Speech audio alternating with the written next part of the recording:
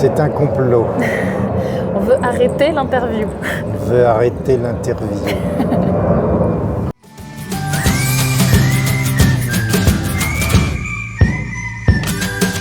Bonjour chers amoureux de la vie, je suis aujourd'hui avec Pierre Barnerias. Compliqué, hein.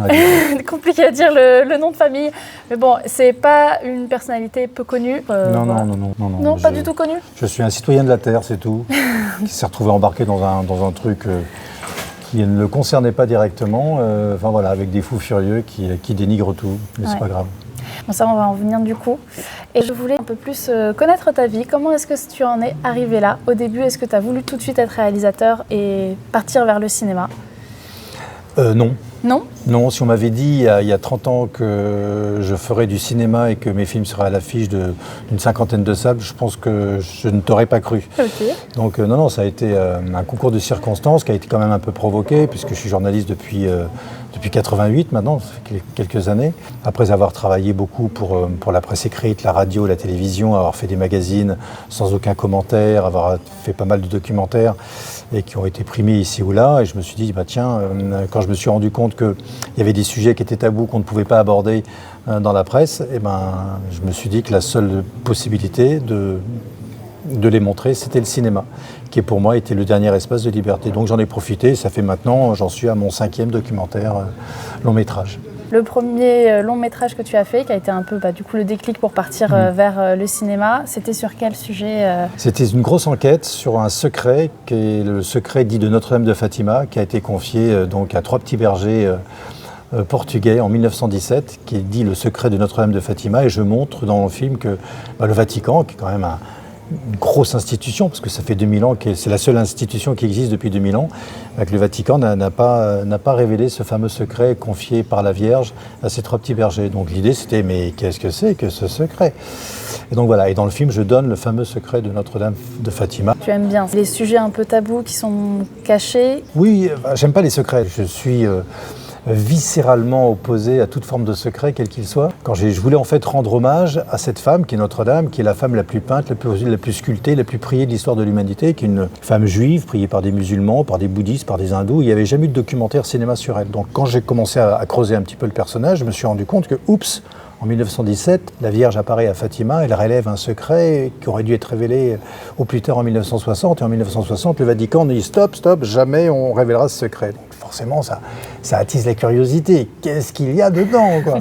Donc voilà. Et c'est vrai que c'est intéressant de travailler sur des sujets dont personne ne veut. Est-ce que tu sens que c'est ton chemin de vie? Je ne peux pas le décrire, j'ai pas d'analyse, je fais. Oui. Je me pose On pas vit. de questions existentielles. Le cœur y bat, on y va. Voilà, exactement, j'aime faire ça. Je pense que le principal moteur, si je devais analyser et répondre à ta question, moi c'est juste la curiosité. C'est le moteur pour tout journaliste, pour avancer, trouver des sujets, faire des magazines qui ont du sens et surtout toucher les gens, parce que c'est ça qui est intéressant. C'est d'avoir un retour des lecteurs ou des spectateurs qui vous disent « Ouais, j'ai bien aimé, j'ai découvert ça, merci ». Voilà. La principale qualité pour moi d'un journaliste, c'est de relater un événement et que les personnes qui sont participants à cet événement vous disent « Oui, j'ai vu ton reportage, il est juste ». Le mot « juste ». C'est-à-dire qu'il n'est pas d'un côté ni de l'autre, il a été juste. Voilà, j'aime beaucoup ce mot-là. C'est le mot qui me conduit un petit peu dans la fabrication de mes magazines. Il faut que ça soit juste. À partir du moment où vous vous effacez vous-même et vous mettez en valeur des personnages, voilà, il est là le vrai message que doivent porter la presse aujourd'hui. C'est de s'effacer pour laisser vivre les autres. Alors que c'est le contraire. Aujourd'hui, c'est le journaliste qui est là. Bonjour, je vais vous raconter le monde. Je vais vous dire ça c'est bien, ça c'est mal. Toi, tu es juste un transmetteur. Tu t'arrêtes là, chérie. Tu t'arrêtes de dire ce qui est bien, ce qui est mal. C'est pas ton rôle. Il est là le vrai message à porter aujourd'hui. La presse doit complètement retrouver ses bases, c'est-à-dire d'être juste un témoin de l'information. Et comment ça se passe au niveau de l'éducation des journalistes? Est-ce que tu sens que c'est fait de cette manière-là, d'être justement neutre? Est-ce que dans ton école, tu l'as ressenti comme ça? C'est intéressant. J'ai enseigné dans les écoles de journalisme. Ah, d'accord. J'ai formé des journalistes professionnels. Et c'est vrai que j'étais sidéré de voir que déjà, ils étaient formés, mais ça c'est... Vous savez, quand vous faites des grandes écoles de journalisme, vous avez Bac+4, Bac+5, vous avez un cerveau comme ça, et vous vous sentez investi d'une mission, c'est-à-dire de dire Je vais te dire ce qui est bien. Ce qu'est la vie. Voilà, je vais te dire ce qu'est la vie. Et ça, c'est juste insupportable. Et ça, je l'ai constaté. En formant des journalistes qui avaient déjà intégré une école, eh ben, ils étaient dans le dogme déjà. Donc ça fait peur. Ça fait peur parce qu'on les sent qu'ils ne sont pas ouverts à une autre information. Donc quand moi, je rapporte une information que personne n'a entendue et qu'on m'accuse de ne pas avoir d'informations contradictoires, mais c'est juste se moquer du monde, quoi. Ouais. Parce que justement, vous êtes là pour montrer, attendez, vous avez parlé que de ça depuis 6 mois, moi je donne un autre regard. Ouais. Enfin bref, mais oui, il y a un formatage. Il y a un formatage des esprits, il y a un formatage de l'opinion et qui est là depuis 40 ans. Hein. C'est pas venu d'un coup, c'est qu'il y a une seule source d'information aujourd'hui. Une seule. C'est une agence, elle est française, elle s'appelle l'AFP, l'Agence France Presse. Moi je l'appelle l'Agence France Presque, mais voilà. Et donc tout ce qu'écrit l'Agence France Presse ne peut être remis en question. Il n'y a pas un journaliste de télé, de radio, de presse écrite qui va remettre en cause une dépêche de l'AFP. Il est là le problème. Il y a une éditorialisation de la presse aujourd'hui. C'est-à-dire tous les journalistes, au lieu de faire leur maîtrise d'aller chercher les faits, ils veulent juste d'aller chercher les faits pour faire partager leur opinion à eux. Ils sont dans le jugement. Donc c'est un journalisme d'opinion. Je dis ça, je vais être traité d'extrême droite ou de complotiste alors que... Sans même parler de complot, on peut savoir qu'il y a des intérêts et que c'est derrière des milliardaires qui ont les grandes presses. Après, mais ça, il fallait pas le dire, ça. Ça fallait pas le dire. Ah non. Si vous dites que l'AFP est dirigée, et quand vous voyez qu'aujourd'hui ils font du publi-reportage pour des grandes sociétés, enfin bref, il n'y a plus la presse libre n'existe pas. Comment on pourrait retrouver la presse libre ? En retrouvant la vocation du journalisme, c'est-à-dire d'être des témoins, juste des témoins. Je rapporte un fait. Et ça, il y a quand même quelques journaux, justement, qui se lancent indépendants, qui ne sont pas des fonds privés d'un seul privé, mais de plusieurs personnes. C'est pour ça que moi, j'ai lancé ma propre agence d'information qui s'appelle Citizen Light. Et l'agence d'information, c'est de dire, on est tous des témoins d'information. Si demain, tu constates quelque chose, tu es témoin d'un fait, tu nous le rapportes. Si l'information est juste, si l'information est utile, si l'information est facilement vérifiable et si l'information est nouvelle, on la publie sur notre site d'information. Il faut retrouver la base de l'information qui a été complètement déviée et qui est aujourd'hui, encore une fois, il n'y a qu'une seule source d'information, c'est l'AFP. Et ça, c'est pas possible. Mais quelle serait l'entité qui pourrait vérifier ce genre d'informations ? Justement, c'est pas l'AFP qui fait ça ? L'AFP, ils ont leurs correspondants sur place, comme un journal régional a ses correspondants, donc ils ont leurs propres correspondants et voilà, ils font remonter l'information. Mais moi, je pense qu'aujourd'hui, c'est à nous tous, citoyens, de remonter l'information. C'est pas un journaliste qui a fait un bac+5, qui est formaté, qui va avoir des idées sur tout, une opinion sur tout. Ouais, mais comment la vérifier après ? Ça c'est facile aujourd'hui pour vérifier une information, mais c'est très facile. Avec Internet, avec les photos, avec le téléphone, mais bien sûr, vous pouvez largement vérifier une information. Ça c'est aujourd'hui, le seul problème c'est de passer du temps à vérifier une info. C'est-à-dire qu'aujourd'hui, on perd beaucoup de temps avec toute la masse d'informations qui circulent. En plus de ça, quand vous travaillez pour la bonne cause, c'est-à-dire que moi, je cherche une information qui donne envie d'agir, une information qui donne envie d'oser, une information qui donne envie d'y aller. Et déjà, vous avez un premier filtre. Donc tous les gens qui veulent balancer des informations qui sont nauséabondes, on ne va pas les prendre. Et après, si effectivement cette information qui donne envie d'agir, qui donne envie de créer le monde de demain, on la trouve intéressante, on va vérifier, on téléphone, on se renseigne, il y a des vidéos, il y a tout. Il y a tout aujourd'hui pour vérifier une information. Vraiment, on vit à l'heure du numérique, et ce numérique, servons-nous pour faire le bien. Il faut s'en servir, comme ce que tu fais aujourd'hui ici, pour en faire le bien et pour en faire des témoignages intéressants, valorisants. Et donc là, c'est déjà mis en place avec Citizen Light ? Citizen Light est déjà mis en place. Là, on commence. On vient de sortir le site avec des nouvelles chroniques. Par exemple, on a une chronique qui s'appelle le lanceur d'avenir.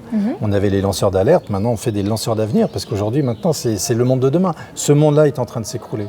Ce monde avec des médias corrompus, avec des médias qui ne disent qu'une seule chose et qui mentent, parce que ce sont des médias menteurs. C'est ni plus ni moins du mensonge. Donc, à partir du moment où ce système d'information est en train de s'écrouler, il faut construire ce nouveau système. On est dans un changement de paradigme, avec un autre monde qui doit qui doit se créer, auquel on doit participer. Et dans ce projet, est-ce que tu sens qu'il y a d'autres journalistes qui ont cet appel aussi de vouloir... Mais moi, j'ai plein d'amis journalistes qui ont 30 ans de métier et qui sont là, en back-office, pour m'aider à vérifier les informations. Mais bien sûr, parce que j'ai travaillé vraiment dans des grands médias, que ce soit en radio, en presse écrite et en télé, quasiment pour tous les grands médias. J'ai bon nombre d'amis journalistes qui sont juste effondrés de voir la façon dont travaillent les journalistes aujourd'hui et qui sont les premiers à me donner des coups de main, à me rejoindre sans aucun problème, même si j'ai une étiquette aussi grossière que mensongère et diffamateur, peu importe, parce qu'ils savent que voilà, la vérité, elle n'est pas du côté de l'AFP ou autre, que la vérité est bien ailleurs et qu'il faut aller la chercher. Et maintenant, il faut changer le monde de l'information. Et la seule façon de le changer, c'est de permettre à tout à chacun de nous donner leur propre information qu'ils ont sur place au niveau local. Et c'est pour ça que l'information locale va devenir aujourd'hui capitale. Elle va permettre demain de devenir une information globale pour un changement de société. Ça, j'en suis convaincu. Ça passe par l'information. Ah oui, moi, c'est vrai que c'est un pouvoir qui me fait peur quand même. C'est le pouvoir de l'information. C'est le premier pouvoir. C'est ça. C'est que ça permet de contrôler, on dit, les masses, hein, justement. Donc, il faut vraiment faire attention à l'indépendance de cette information. L'information était un contre-pouvoir il y a encore 50 ans. Maintenant, c'est plus un contre-pouvoir, c'est le premier pouvoir. C'est un pouvoir que cherche à s'accaparer le monde politique, le monde économique, le monde... Voilà, c'est un pouvoir que tous les mondes cherchent à grignoter ou à avoir une part du gâteau. Non, c'est le premier des pouvoirs, le monde de l'information. Sauf que aujourd'hui, je dis bien grâce à cette fameuse pandémie, pardon, parce qu'il y a des gens, moi j'ai perdu mon meilleur ami, donc je sais de quoi je parle, mais grâce à cette pandémie, le vrai visage de l'information qui hier faisait semblant d'être objective, maintenant là on montre qu'elle est complètement dirigée. Ouais, c'est une information qui est tout sauf objective, c'est de la propagande, c'est juste de la propagande honteuse, avec le vernis, le vernis journalistique, allez, une couche de vernis, pour faire croire qu'on est objectif, on est indépendant. Regardez aujourd'hui ce qui s'est passé avec ce sommet. Écoutez, voilà, ici, nous sommes dans un repère de fous furieux, de dangers, d'extrémistes. Nous sommes dans un repère de sectaires. C'est juste hallucinant.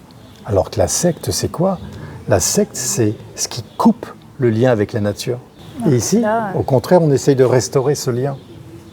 C'est l'inversion des valeurs, quoi. Taxer tous les gens qui sont ici de quoi ? De complotistes, et c'est pire, d'extrême droite.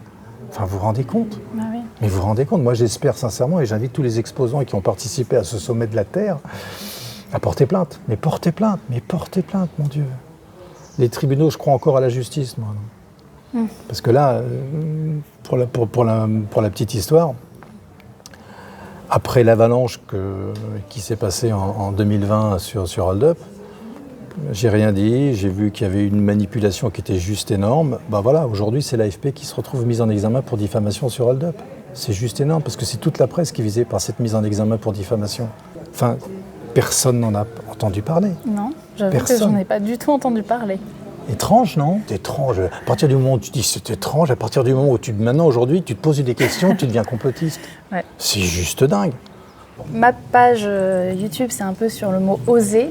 J'avais envie de savoir si tu as fait face à des difficultés. Est-ce que tu t'es dit, tiens, il faut que je sois courageux d'une certaine manière pour mettre en place ces différents films ? Même pas, parce qu'on me dit toujours « Ah, bravo, c'est courageux, il fallait oser, il fallait le faire ». Je dis oui. Non, parce que c'est dans mon ADN. Je me dis, j'ai l'impression d'avoir été utile, mais moi, quand j'ai sorti le film qui a fait un peu de bruit, je me dis, mais attendez, j'ai juste accompli mon rôle de journaliste. Je suis allé essayer de questionner des gens qui étaient complètement opposés à cette dictature qui se mettait en place. C'est tout. Mais je me suis pas senti, j'ai pas eu l'impression d'être courageux pour balancer les informations que j'avais découvertes. Parce que pour moi, c'était des informations qui étaient vérifiées, qui étaient sourcées, qui émanaient de personnes respectables. Donc je ne me suis pas senti courageux. Il faut juste être osé soi-même. Osons être nous-mêmes. N'ayons plus peur. On veut nous faire rentrer dans des cases. On veut nous dire, voilà, toi, tu ne pourras faire que ça. Tu bouges pas, tu restes là. Non, il faut oser. On est tous faits pour quelque chose. Le nombre de gens qui font un métier contre ce qu'ils sont vraiment, il y en a énormément. Je pense que si les personnes faisaient vraiment ce pour quoi elles sont faites, mais le monde serait différent. Les gens auraient la banane. Ça fait plus de 40 ans donc, que je travaille dans ce milieu des médias. J'ai jamais eu l'impression de travailler. Et Ça, je c'est rame, beau. hein. Je rame. J'ai pas de thunes, je suis toujours dans une situation financière hyper bancale, j'ai des enfants. Enfin, c'est pas simple non plus la vie de journaliste. Hein. Je ne parle même pas de la vie familiale à côté, parce que quand vous êtes toujours en reportage sur le terrain, je ne parle pas des gens qui vous donnent des cours de morale devant un poste de télévision et qui n'ont jamais fait de terrain. Ça, il y en a tout le monde. Mais il faut bien comprendre que l'information qui informe le plus, c'est vraiment la presse écrite. La presse écrite, donc l'AFP, et celle qui déforme le plus, c'est la télévision, parce qu'avec l'image, on dit « Ah, je l'ai vu, donc c'est vrai ». Vous voyez ce que je veux dire ? Donc ça a un impact énorme. Un JT de 30 minutes, c'est même pas un petit feuillet dans un article de presse. Donc c'est un pouvoir qui est juste colossal et on rentre dans une désinformation totale avec la télévision. La télévision de masse, je le sais puisque j'y ai participé. J'étais au lancement de la chaîne LCI sur TF1. Tu l'as ressenti du coup cette... Je l'ai ressenti puisque à la fin de l'année, j'avais envie de sortir pour créer une chaîne d'information. En disant non, il faut faire une chaîne d'information mais se basant sur la réalité avec des gens de terrain, avec des associations, des gens qui nous montrent ce qu'ils font vraiment, pas des trucs... qui nous viennent sur des banques d'images et voilà, on va faire un petit commentaire image pour pallier parce que les images ne sont pas suffisamment parlantes. Non, on est dans un process qui est pas beau, quoi. En tout cas, moi qui me convient pas parce que c'est pas la réalité, c'est pas la vérité. Et les autres journalistes, est-ce que tu sens qu'ils ont peur de se montrer, enfin ceux qui pensent un peu comme toi? Non, je pense qu'il y a beaucoup de journalistes qui savent très bien que le monde de l'information est malade et gangréné. Mais ils restent quand même ou alors... Il faut manger. Oui. Il faut manger. Voilà, quand vous êtes père de famille, que vous avez un bon poste, que vous êtes dans un média prestigieux, vous acceptez. Ouais. Et je suis content, moi, d'en être parti, quoi, vraiment. Je suis content d'être resté libre. Ce qui est bien, c'est qu'au moins, tu vois une réalité qui est moche et tu te donnes le courage. En tout cas, tu as l'élan de vouloir changer ça et d'apporter autre chose. Voilà. Mais je ne peux pas faire autrement. C'est ça que je suis en train de dire. C'est-à-dire que j'ai pas eu de courage, c'est ma nature. Enfin, moi, il y a quelque chose qui me révulse, c'est l'injustice.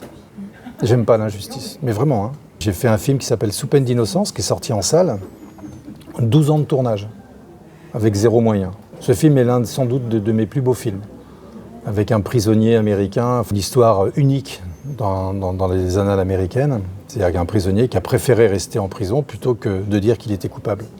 S'il disait qu'il était coupable, il était libre. Oui. Mais s'il disait qu'il n'était pas coupable, il restait en prison. C'est juste abominable. Hein. Et ce prisonnier a changé ma vie, quoi. Donc voilà, c'est ça qui est merveilleux dans ce métier, c'est que vous rencontrez des personnages qui sont juste sublimes. En tout cas, merci pour cette interview. Merci d'être venu au sommet. Merci à toi. Et puis bonne continuation. Il faut l'aider, hein, la petite. Hein. Il faut faire des vues, des likes, des machins, tout ce que vous voulez. Mais, oui, abonnez-vous. On met des pouces et on s'abonne. Merci beaucoup. Merci, Malou. Merci à vous. Au revoir.